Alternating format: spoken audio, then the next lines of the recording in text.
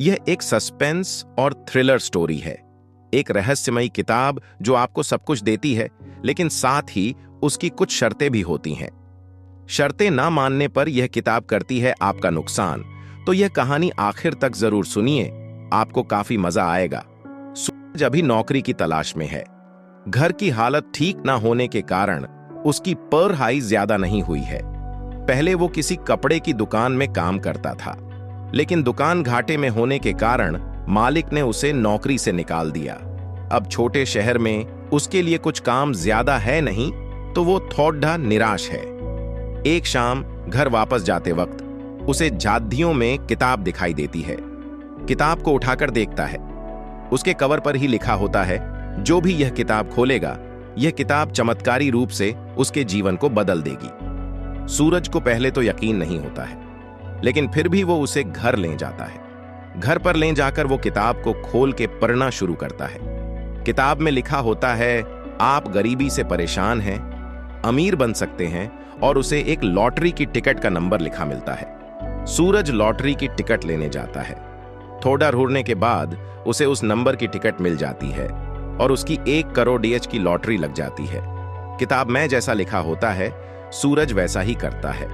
किताब उसे एक बस लेने को कहती है। सूरज वैसा ही करता है।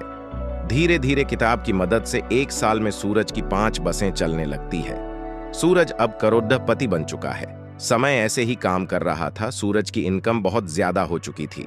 वह पैसों के नशे में कुछ ज्यादा ही उड़ने लगा था।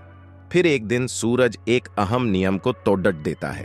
किताब की शर्त थी कि उसे रोज एक बार खोल के पढ़ा जाए। सूरज पैसों के नशे में एक दिन किताब खोलना भूल जाता है। फिर जब उसके अगले दिन सूरज किताब खोलता है, तो किताब की शर्त ना मानने की वजह से किताब उसे दंड स्वरूप उसकी आधी दौलत दान करने को कहती है, वो भी 2 दिन के भीतर। सूरज को लालच आ जाता है। वो किताब की बात नहीं मानता। उसकी बात ना मानने पर किताब उसे आखिरी चेतावनी देती है और लिखती है कि अगर उसने नहीं किया तो उसकी सारी दौलत बहुत जल्द खत्म हो जाएगी। सूरज को अब गुस्सा आता है। वो किताब को लेकर फिर जंगल में झांकियों में फेंक देता है और सोचता है कि अगर वो ठीक से काम करेगा तो ऐसा कुछ नहीं होगा। अगर यह किताब मेरे पास नहीं रहेगी तो मुझे इसका कोई भी दंड नहीं देना पड़ेगा, इसलिए मैं इस किताब को यहीं पर फेंक कर वापस अपने काम को ठीक से करूंगा। लेकिन सूरज जो सोचता है, ऐसा कुछ नहीं होता। उसकी एक बस किसी बड्ढे नेता के घर की दीवार तोड़ देती है। फिर सूरज पुलिस और कचहरी के चक्कर में फंस जाता है। उसे जेल भी हो जाती है। धीरे धीरे किताब ने जो बोला वो होता है।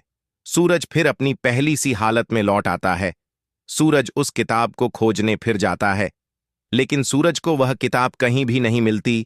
अब वह अपने सर को पकड़कर बहुत रोता है और बोलता है कि जीवन में हमेशा अपने कार्य को नित्य और नियम से करना चाहिए। आज मैंने मेरे पास जो कुछ था वह सब कुछ खो दिया, लेकिन उसे वो नहीं मिलती। शायद अब वो और किसी का भविष्य बदल रही होंगी। तो दोस्तों, अगर आपको यह कहानी पसंद आई हो तो कमेंट कर जरूर बताइए।